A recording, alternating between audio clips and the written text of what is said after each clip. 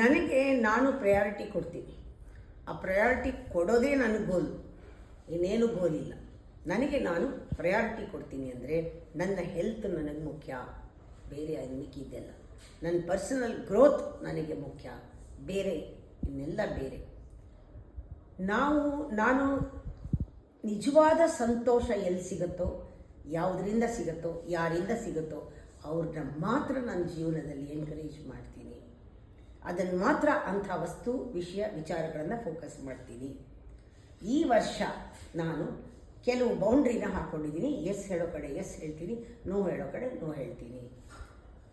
ಯಾವುದು ನಿಜವಾಗ್ಲೂ ಯಾವುದಕ್ಕೆ ಸಮಯ ಕೊಡಬೇಕು ಅದಕ್ಕೆ ನನ್ನನ್ನು ಇನ್ವೆಸ್ಟ್ ಮಾಡ್ಕೊಳ್ತೀನಿ.